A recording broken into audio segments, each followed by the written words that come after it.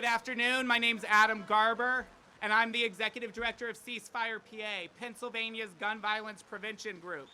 We believe, as each of you do, that everyone should be able to live a life free from gun violence, so everyone can thrive because they feel and are safe. Get under here.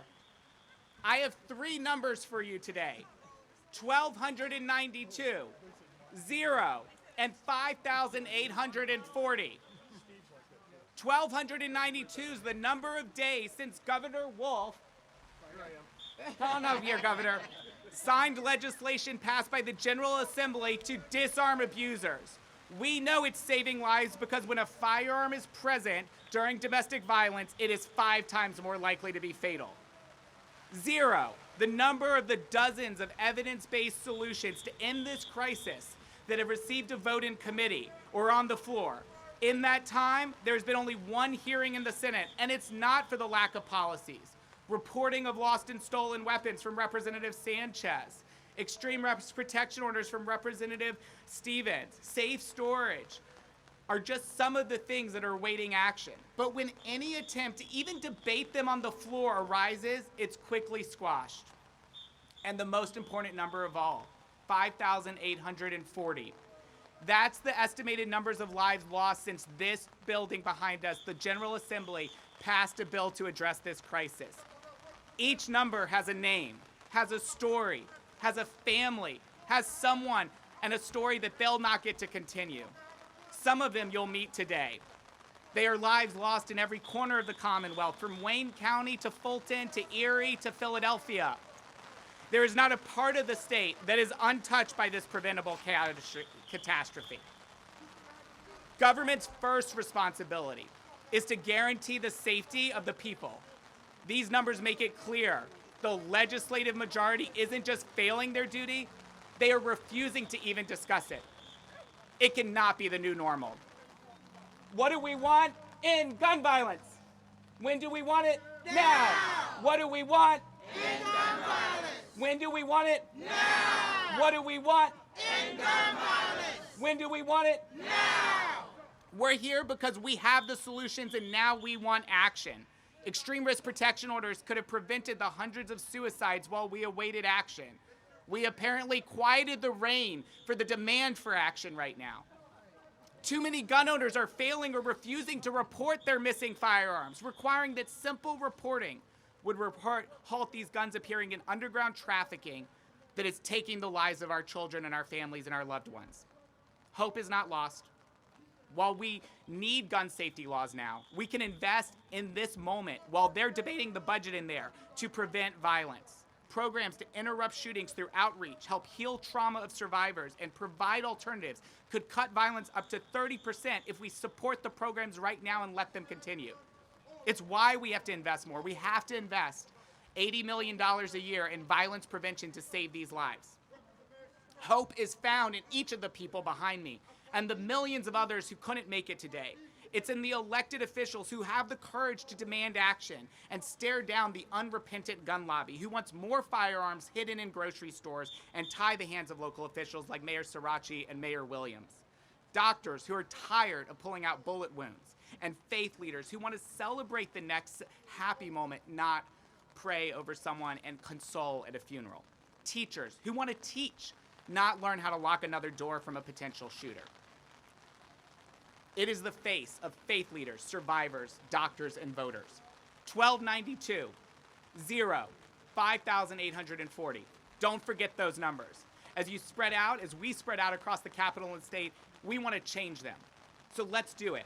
0, let's make it 0 days since the last gun law passed. 1 vote to save lives, and 0 lives lost since the last action taken.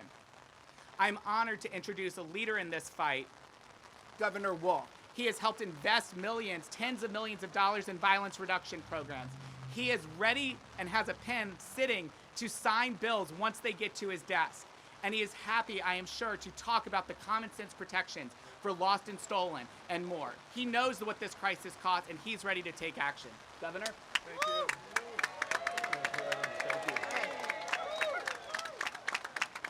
Thank you very much, Adam. Thank you for all your hard work. And thank you, everybody, for being here. This is great. And Adam is absolutely right. Gun violence is a scourge that just takes and takes and takes. It takes from our communities, it sows fear and pain and anger.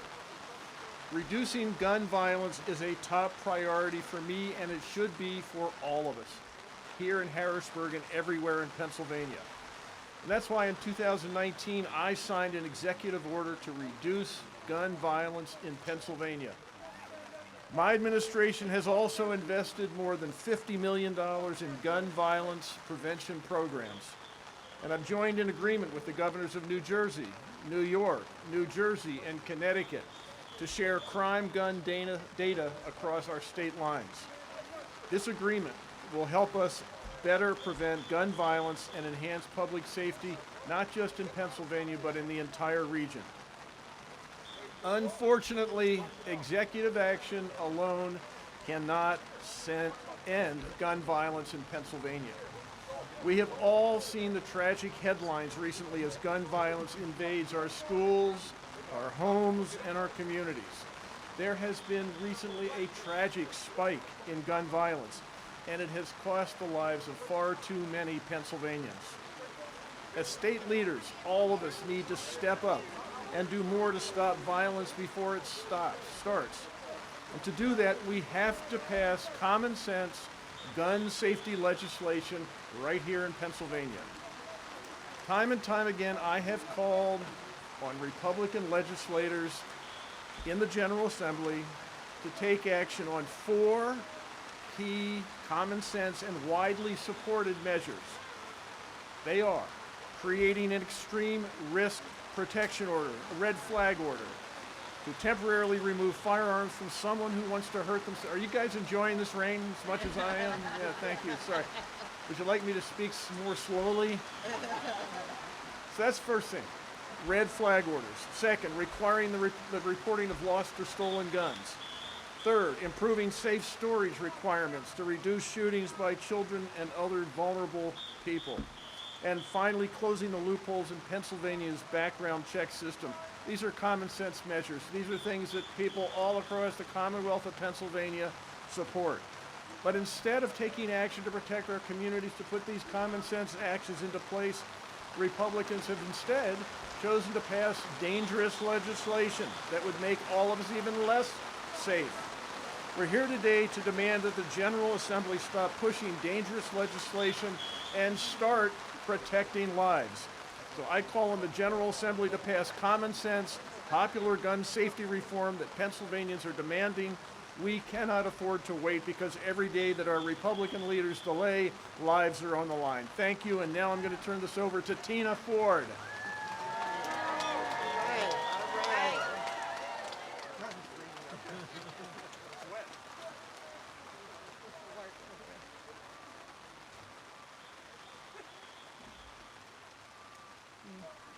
Hello, everybody. Can you hear me? Yes. I come today, I didn't write anything down. I wanted to freelance this because what I want you to see is my mental health, and it's in effect and it's on high today. I lost my son 3 years ago today, and you see that the heavens is crying with me and for me. And my sisters are here with me. These are my sisters, that mommy sister friends, because we were somebody's mother. We became friends in this ordeal, and we are going to be strong together. And we want to represent each other because we are not alone. And we need to share our stories. We cannot coat this anymore. This is real. This is our reality. I see a lot of times it don't affect people and they don't understand it because it's not in their world. This is our world. This is our story. This is all we have. I have one lady that lost 2 sons, not one. We shouldn't even be here losing a child. It's never heard of. It's not written anywhere. I researched it. You know, I do all what I can. My therapy, I cannot go to a licensed therapy. I'm not disrespecting their education, but experience trumps any and everything. And the experience is here. They walk with me. We talk. We cry. We do all this. We need everybody to understand this. We need everybody to be compassionate. We need everybody to stop being unbusy. We need integrity. You know, we need people who get it. We have tools that we can keep other mothers from being in this club. Because if you don't listen, we have a seat for you. And it's going to be real talk today because at this moment I'm angry. I could not have written this down last week because my feelings last week is totally different for how I feel today. And I need people to understand. You know, I need us to take our kids back from the streets. The code that they're true to the streets, I don't know where it came from because we weren't raised like that. What about humanity? What happened to that? We don't seem to care. I don't know what COVID did to us. Even it made us a little bit more humble or it made us selfish. You know, we need to bring that village back. Everybody's intentions is good and the same when it comes to people, children. I should be able to correct your child as much as you could correct my child. Everybody's intentions is the same across the board. We cannot be offended if somebody wants to correct your child. We're not taking your motherhood from you. We're just enhancing it. We're enhancing it. We're enhancing each other. You know, and I'm glad I came here and I was able to speak. You know, a lot of people was like, is it hard for you because it's your son's 3rd year? You know, and it's not, because I need people to know who my son was. My son was a 23-year-old young black man, ambitious. He had goals. He was optimistic. You have kids, 4 gentlemen who took that from me. They didn't ask me. I was not asked. I was put in this situation, you know. So what I did is I took the title, Mom of a Murdered Son. I took it with pride. I held my head high and I ran with it. 2 weeks later, I went to a meeting. 3 months later, I started my own group. Because I know my journey is through man. Through God. It is not through man. This is God helping me with this. And if you don't have faith, you better get it. You better get it and put it in your kids. Because it's going to be a lot more of us, and we have to make a difference. If it don't affect you, I get it, but help us. We are crying out for help. We are screaming, crying. My mothers today, where are we at? Where is my mothers today? We are crying out. We need help. We need help. If you can't help us, tell us you can't. But get on these front lines with us. Yes, be accountable and be consistent. Be consistent. You know, be consistent with us. Because therapy don't work. It don't work for us. You know, we need help. We need solutions. We need problems. We come, we humble, we're asking. And we're witnesses. Yes, and we are witnesses. And I know mothers that lost numerous children.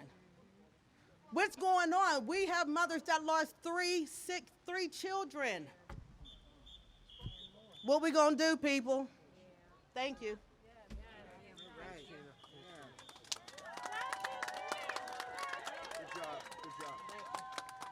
Let's give it up for Tina. We have no idea what it feels like, but certainly we've been praying for mothers in your situation, but how many know that prayers are not enough? I said that prayers are not enough.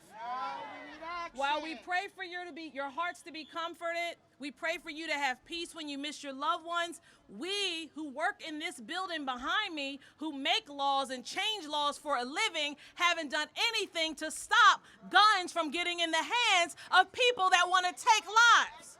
We haven't done it, and we haven't done enough. And the excuses have got to end. Whether we're talking about Harrisburg right here, Pittsburgh, Hazleton, Allentown, my hometown of Philadelphia, it is unacceptable that children are growing up now wondering if they'll get to their 16th birthday, wondering if they'll get to their 21st birthday, wondering if there's anything to even live for, because we are not doing enough to keep the guns out of the wrong hands. It's unacceptable, and I'm so appreciative to Ceasefire for bringing us together on this day so that we can recognize when we walk back in that building, each of us has to urge for action to happen. To all of my colleagues across the aisle, I said action has to happen.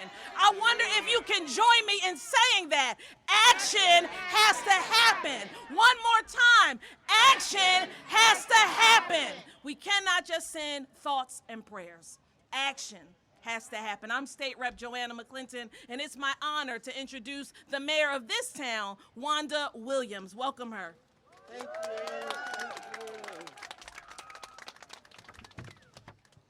Well, I certainly agree with that. Thank you, Leader McClinton. Thank you, Governor Wolf. Thank you, Ceasefire PA. And thanks to all of you for being here today. Enough is enough. The issue of gun violence has been taking place too far, too long. Of all the issues my administration has taken up since we started in January, stopping gun violence is maybe the most important because it's the most personal. As many of you know, I lost my granddaughter, Tiana, 8 years ago, to gun violence. She was 18, and not a day goes by where I don't think of her. I think of her as not being a woman, not being a mother, not being a wife. But she was senselessly taken from us.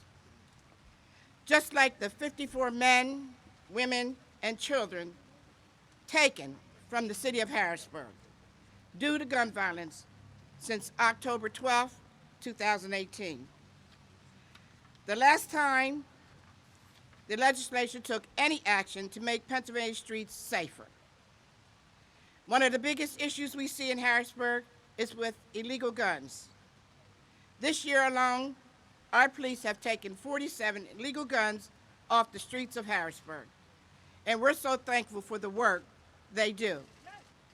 Yet, when a firearm is out of the hands of a lawful gun owner, there's no telling where it will end up at. That's why House Bill 980 and Senate Bill 217 are so important. If you own a gun and it's lost or stolen, then you need to report it. This is common sense legislation every legal gun owner can get behind. In Harrisburg, we talk about accountability. We're not blaming the legislature for the violence we're seeing. That's on us to raise a better community. That's on moms. That's on uncles. That's on aunts, grandparents, victims and witnesses to speak up and help make our safe street. But we need everyone, especially the legislators' help. And the Republicans in this building aren't doing their part. Let's fix that today. Thank you, Governor Wolf, for taking a stand. And thank you, Ceasefire PA, for speaking up. Let's end gun violence.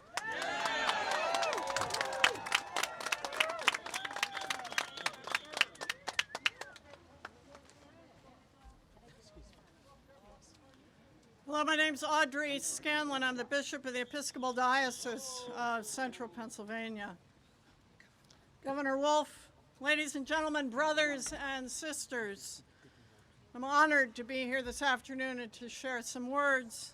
These are words from one who is committed and convicted to work for safety in our cities and our neighborhoods, safety in our streets, as we support sensible gun legislation. I stand before you as a mother, as a grandmother, a sister, a wife, and a friend, someone who, like all of you, wants to live in safety and in peace. And I stand before you as a person of faith, as a minister in the church who is compelled by a moral imperative to work for justice and to respect the dignity of every human being. My faith tradition and all of the world's great religions teach us to love our neighbors as ourselves. We have a moral responsibility to care for our whole community, our families, friends, and those whom we don't even know. Passing legislation to keep our communities safe is one faithful way that we can love our neighbors as ourselves. Well, here's how we can love one another. Direct money into the budget of this Commonwealth towards programs for young people to support them as they strengthen and grow. Take care of people in emotional distress. Pass legislation to keep them out of harm's way when they are at their most vulnerable. And require that lost or stolen guns are reported and keep our communities safe. These are just a few of the sensible actions we can take to alter the trajectory of gun violence, and it's what love calls us to do. Loving one another means doing the hard work of disciplining ourselves, setting boundaries, and passing laws that keep us connected to and responsible for each other. I think that's how we love one another. I pray every day for those in this city of Harrisburg where I work, and for those across this Commonwealth where gun violence is real. I pray for those whose anger cannot be tamed and for those who struggle with mental illness. I pray for those who are desperate, those who are lost, and those who only know violence as a way to respond to the pain in this world. And I pray for those who fall victim to this madness. Today, I pray for our legislators and for all of you that we will support, endorse, advocate, and rally to pass gun laws that show the love for each other that we are called to share. And so, brothers and sisters, love one another. Do unto others as you would have done to you. Support gun safety. Thank you. I'd like to introduce Tahira Fortune, who is Samir's mother and the founder of Voices for Choices.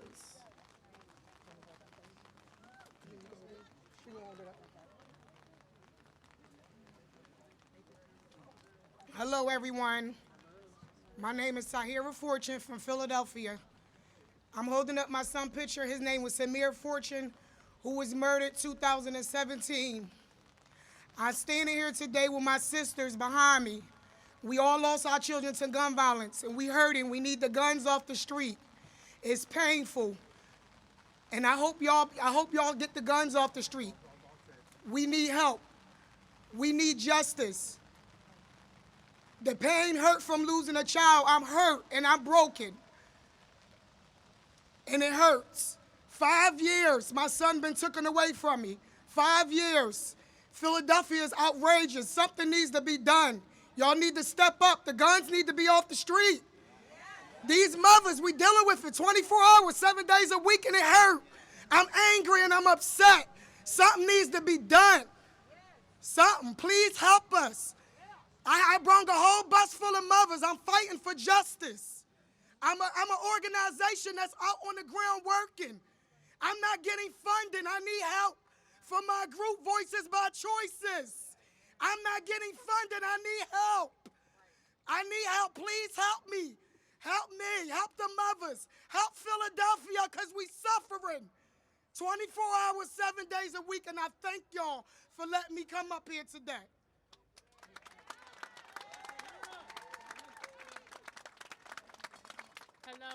Hello, my name is Sharon King. I lost my son 3 years ago, and that's my only son.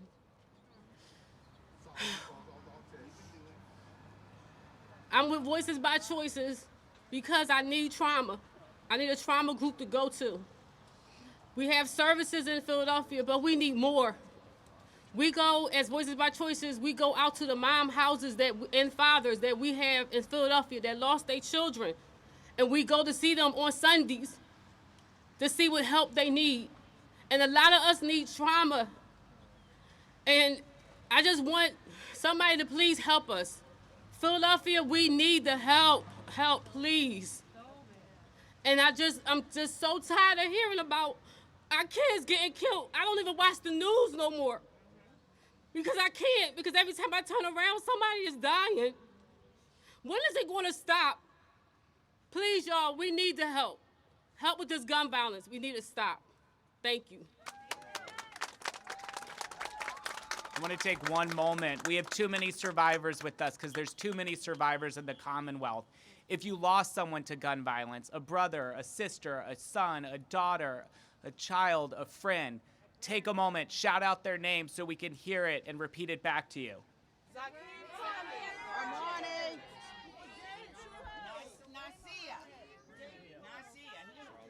There are too many names. We can't even coordinate it because we've lost too much.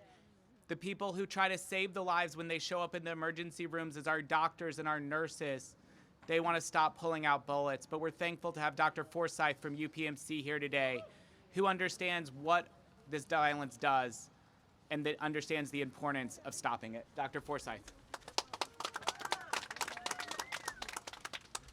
Thank you.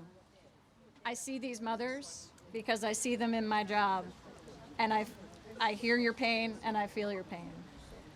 I'm a trauma surgeon. I have been for 20 years. I'm standing in the trauma bay when someone comes in shot and brought to the hospital. I see the fear in their eyes, and sometimes they ask me if they are going to die, and sometimes even with our best care they do. Other times, their lives are changed by their injuries. I work with an incredible team of professionals, EMTs and paramedics, doctors, nurses, PAs and NPs, social workers, physical therapists, and mental health professionals, and so many others to care for these people and try to help them to heal from their injuries. But by the time they reach the door to the emergency department, so much damage has already been done. Sometimes the wounds are too severe and we cannot save their life. But we're really good at treating firearm injuries, better than we were 20 years ago when I started. We can do surgery, we can fix injured organs and bodies, we can help bodies heal. But where we have not made progress is in preventing these injuries, is in getting the guns off the streets. People with firearm injuries suffer lifelong consequences from their injuries, not just the physical injuries, but the impact to their mental health is also significant. The impact extends to their families, to these mothers, to their siblings, to their parents, to their communities. Our communities are hurting.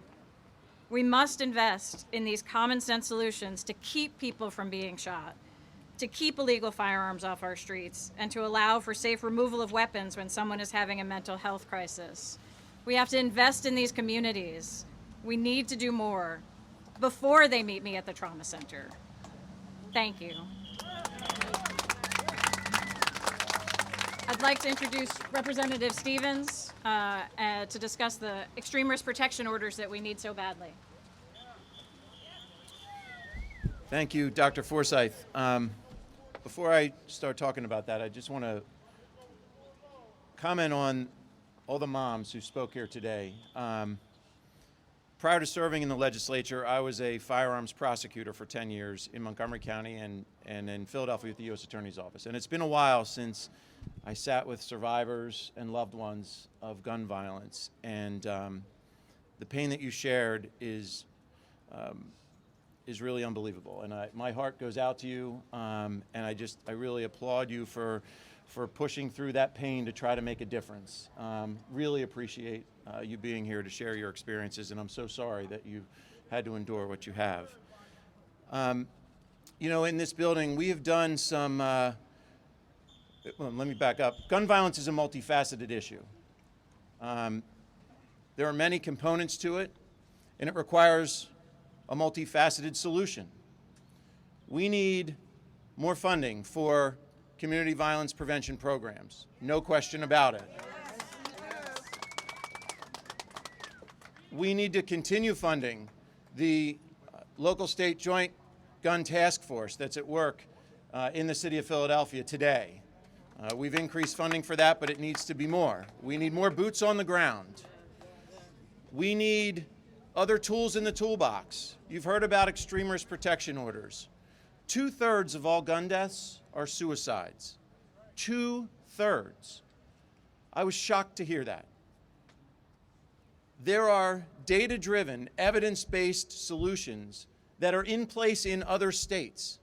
We know they'll work. We know they will reduce the number of suicides here in Pennsylvania. We just need to take the steps to adopt them here in the state capitol, put them in place so that loved ones, family members, law enforcement, when they know someone's in crisis, they can act. Leader McClinton talked about action. These types of laws, these red flag laws, allow family members to act and intervene, give someone that time and space between them and their firearms when they're in crisis before they make a decision that they can't reverse. So I am so thankful for the opportunity to be here and join Ceasefire and Adam and all these supporters. We need to do more to address gun violence. We need to keep working every single day, and your presence here today is going to help us get there. Thank you so much. It's now my pleasure to introduce my friend and neighbor at home, Representative Ben Sanchez. Thank you, Representative Stevens, and thank you for having me here today. And I want to thank everyone for the work they do to prevent gun violence every day. And I was going to go through some statistics, but that isn't really necessary because we have firsthand witnesses here to the gun violence epidemic in our country. And gun violence touches everyone because gun violence sadly touches everyone. And the bottom line is that enough is enough. We need common sense legislation to stop gun violence now. A bill I introduced with my good friend and colleague, Representative Malcolm Kenyatta, is just one example of how we can curb gun violence in Pennsylvania.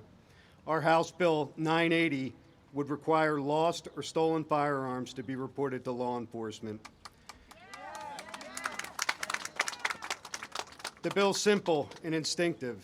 If your car's stolen, you call the police. If you lose your credit card, you report that to the bank. And similarly, if your gun is stolen or misplaced, that should be reported too. And unfortunately, this common sense action is not already required by law. And too often, lost and stolen firearms are not reported. And who takes advantage of this loophole? Gun traffickers who greatly contribute to this ongoing epidemic. And why? Why would we help them out? Requiring gun owners to report lost or stolen arms to police would deter gun trafficking and discourage the straw purchasing of guns. It also even assists lawful gun owners by sometimes facilitating the recovery of their lost or stolen firearms. Ultimately, it would strengthen public safety without penalizing responsible gun owners. There's never been a better time to address gun violence in Pennsylvania. How many more lives need to be lost before the Republican majority moves a single piece of legislation addressing this issue out of committee? Again, thank you for including me in this day of advocacy. You can count on me to help continue this conversation and make our communities safer. And now it's my honor to introduce Mr. Jay Brennaman, the Erie School Board Director.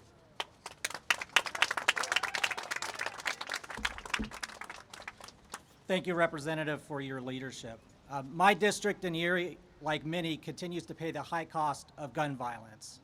A 14-year-old child of ours shot another 14-year-old child of ours in the halls of our school. And a 7-year-old child of ours shot and killed in front of their neighbors and friends are among the most recent victims of gun violence in our district, but there is no likelihood that they will be the last.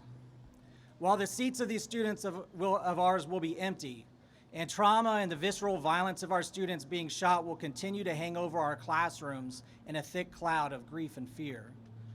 They have family and friends who will return to the classroom. Their classmates and their teachers will return to the classroom. And the weight that they must involuntarily bear will be right there with them and for the rest of their lives. The ongoing security improvements of our schools are long overdue, but as Columbine and Parkland taught us all, school security alone is no promise of safety from gun violence. The playgrounds, parks, and yards where our children play are not safe from a gun waved in anger or fear. The buses, car seats, and parking lots that are part of our students' daily commute, and even the beds where our students sleep, are no safe spaces from bullets. We have students who can attest to this with their own firsthand experience. Our district needs to continue the hiring of psychologists, counselors, and social workers, just as if we continue to invest in violence interrupters and collaborative efforts to reduce the risk and impact of inequities and violence, even though our ability to pay for these needed professionals in the long term is fraught with the uncertainty of fair state funding and the tidal wave of needs of our students and their families that has been growing for years. This makes learning and teaching exceedingly difficult or altogether out of reach, which will have a lasting personal, social, and economic cost that we cannot afford, and the loss of life that we cannot endure. Our schools cannot keep up with the physical and emotional wounds caused by gun violence and legislative inaction. We need our children to see that the adults we send to Harrisburg care enough to act, and they can start by passing legislation that reduces the flow of illegal weapons and funds proven violence prevention efforts.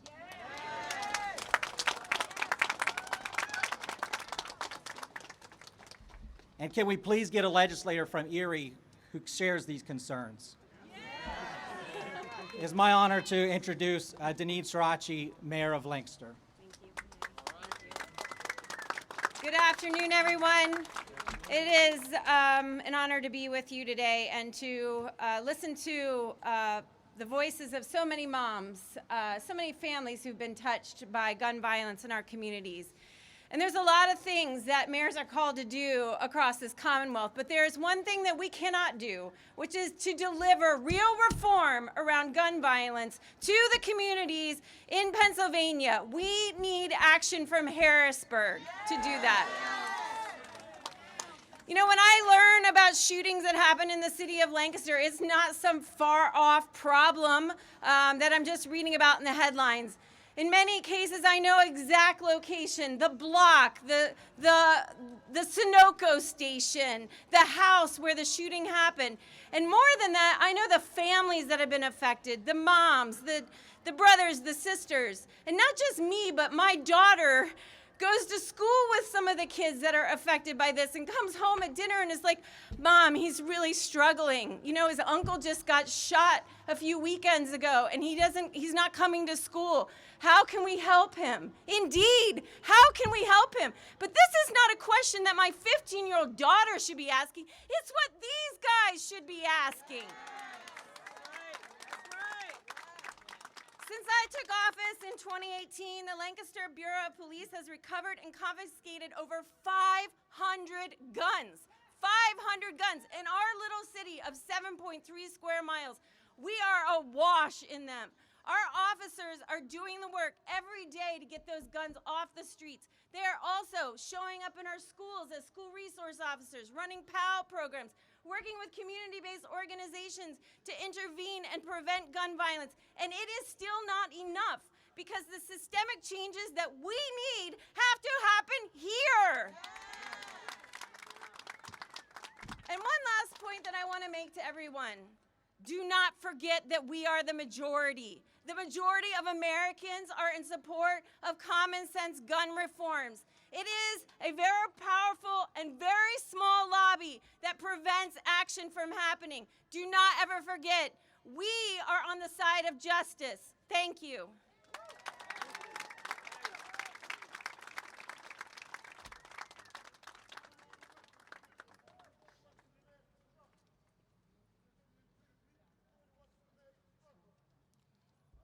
Good afternoon. I'm State Representative Stephen Kinsey. And the ceasefire, to all of the mothers and the parents and the organizations, the individuals, Governor Wolf, Leader McClinton, my colleagues, I want to say thank you for today. You know, we're gathered here talking about Youth Violence Prevention Week. Well, just imagine if every day was Youth Violence Prevention Day. Just imagine that for a second. No parent should have to experience bearing their sons or daughters, and our youth should not have to live under the threat that at any time, their lives can be cut short. I'm standing here with my grandson, folks. This is my grandson. His name is Amir. He's 17. Amir's here with his colleagues, his friends from high school, who's also 16 and 17. Hey, folks, I love my grandson. I love this young man. But just like many of you that are out here, we love our sons. We love our daughters. We love the children that they play with. They should not have to worry about their lives being cut short. But I want to say thank you to the organizations, to my colleagues, because we are here because we care. Let me say that again. We are here because we care. We are here because we care. We are here because we care. We can say it again. We are here because we care. And no one should have to live under the threat that their lives can be cut short. No one should have to live with the thought that as their son, their daughter, their grandchild walk out the door, the notion that they may not walk back in that door is just unthinkable. So folks, we are here because we care, but let's take this back to our communities. Let's let those folks know that no matter where you live at, no matter where you go to school at, that there are folks who are there because they care. Let's support our youth. Let's make sure that we have a safer community throughout the Commonwealth of Pennsylvania. Thank you.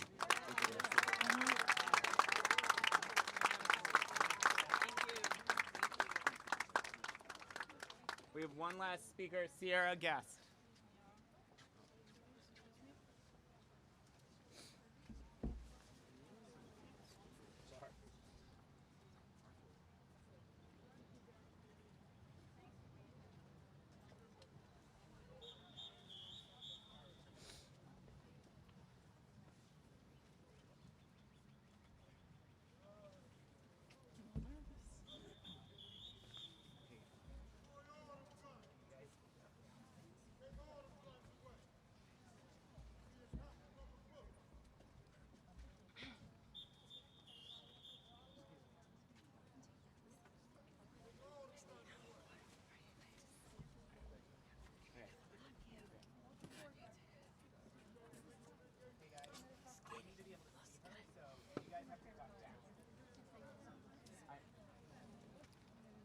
Sorry, we have a lot of students. Just maybe kneel a little bit.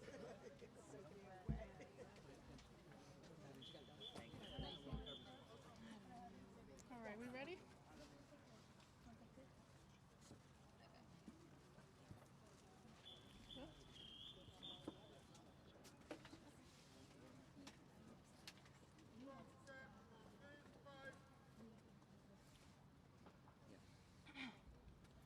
I should not have to be here. We should not have to be here. 110, the average size of a graduating class. 110 seats, perfectly aligned to accommodate and celebrate our youth on graduation day. Yet, for the Woodland Hills School District, we now have 110 tombstones scattered throughout cemeteries in our community, rather than diplomas displayed on walls. Gun violence is an epidemic in our community. We cry out for change so we can celebrate rather than mourn. I'm here today to speak on behalf of those 109 lives lost and the one life who will always be a part of who I am. This is my sister, Jasmine Guest, whose life was taken short.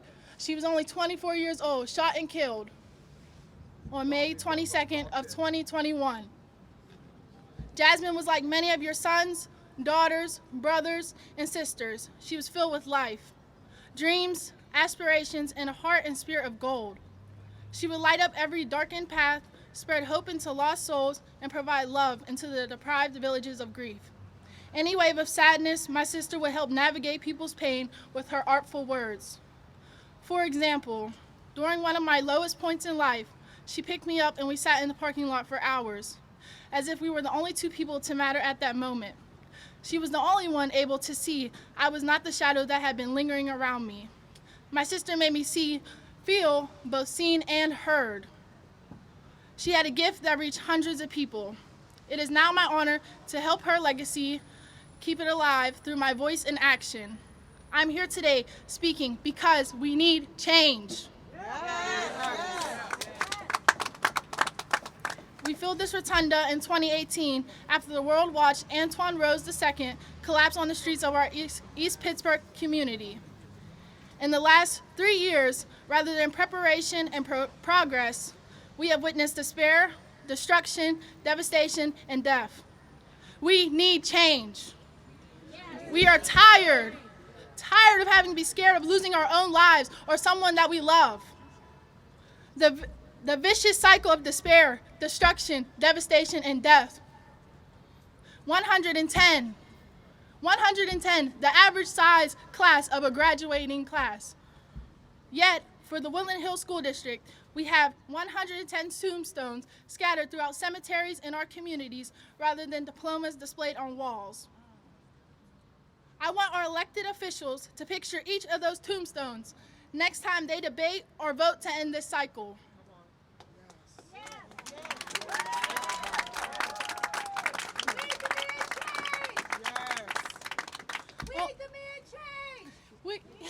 Am I doing it? We demand change! We demand change! We demand change! Only then do we have the chance to turn tassels instead of carving letters into more marble. I should not have to be here. We should not have to be here! Thank you for your time and consideration.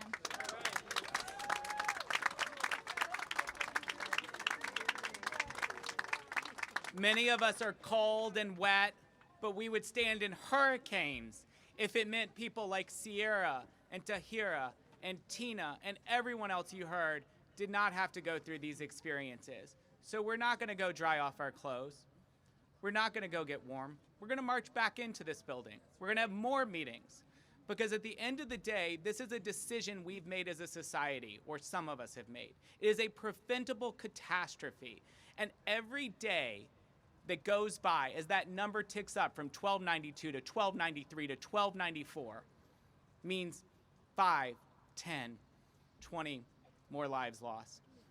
50 communities devastated. Schools locked down. It can't continue. It can't be normal. It shouldn't have been normal in the first place. Thank you for being here today. Thank you for your voice.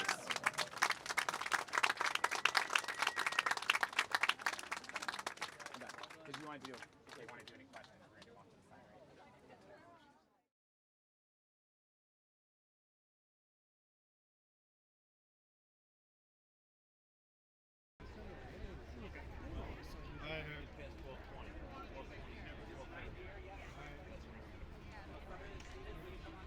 This building behind us, the General Assembly passed a bill to address this crisis. Each number has a name, has a story, has a family, has someone I meet today. Their lives lost in every corner of the Commonwealth, from Wayne County to Fulton to Erie to Philadelphia. There is not a part of the state legislative majority isn't just failing their duty, they are refusing to even discuss it. It cannot be the new normal. What do we want? Pass legislation to keep them out of harm's way when they are at their most vulnerable. And these are just a few of the sensible actions we can take to alter the trajectory to do. Loving one another means doing the hard work of disciplining ourselves, setting boundaries, and passing love to each other. I think that's how we love one another.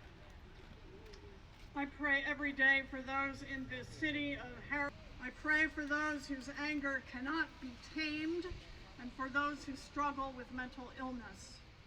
I pray for those who are desperately no violence as a way to respond to the pain in this world. And I pray for those who fall victim to this madness. I should not have to be here. We should not have to be here! 110, the average time to accommodate and celebrate our youth on graduation day. Yet, for the Woodland Hills School District, we now have 110 tombstones displayed on walls. Gun violence is an epidemic in our community. We cry out for change so we can sell 109 lives lost and the one life who will always be a part of who I am. This is my sister Jasmine Guest, whose life was taken short, heart and spirit of gold. She will light up every darkened path, spread hope into lost souls, and provide love into the deprived villages of grief. And with her artful words. For example, during one of my lowest points in life, she picked me up and we sat in the parking lot for hours, as if we were the only two people to matter at that moment. She was the only one able to see I was not the She had a gift that reached hundreds of people. It is now my honor to help her legacy, keep it alive through my voice and action. In 2018, after the world watched Antoine Rose II collapse on the streets of our East Pittsburgh community. In the last 3 years,